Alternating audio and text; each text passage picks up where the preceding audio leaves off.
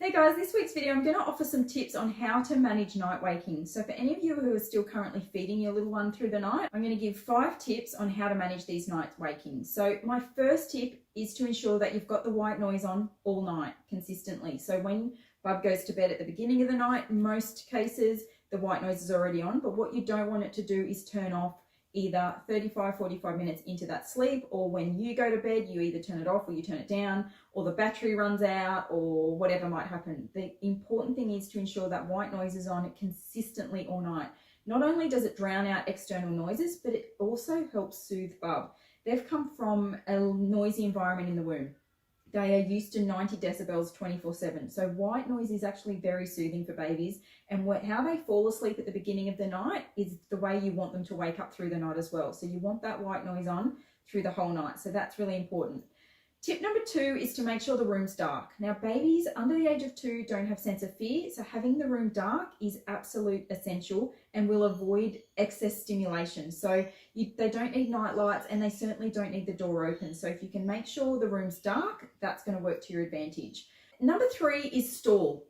Don't go rushing in as soon as Bub wakes.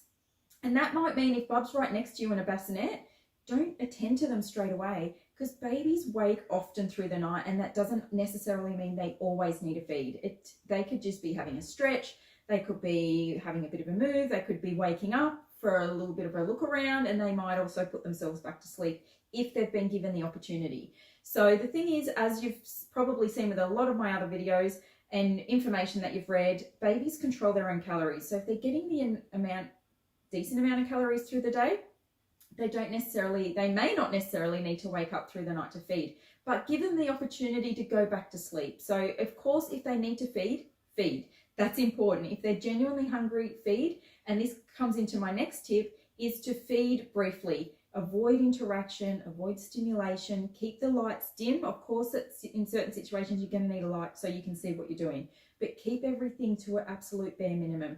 Feed, and it's business. Feed, burp, bed. We don't want to be, and this goes into my next tip, is to avoid stimulation and changing. If your baby does not need to be changed, avoid it. Most babies, newborn babies, stop pooing through the night around the age of 7 and 9 weeks of age. So after that time, avoid changing their bum at all costs, because it's too stimulating. If you need to, because of whatever happens, you may want to offer half the feed, change them, and then offer the other half of the feed, birth them, and then put them to bed. So you're not stimulating them towards the end of the feed and popping them back down in their bed when they've been stirred up and played around a little bit, and woken up a bit more. So look, it's a very brief video here. It just gives you some tips on how to manage these night wakings. I often get clients, my own clients, when I go to them, the number one thing that comes up is just stall. That's probably my biggest thing. Just don't rush straight in there. Give them the opportunity to go back to sleep.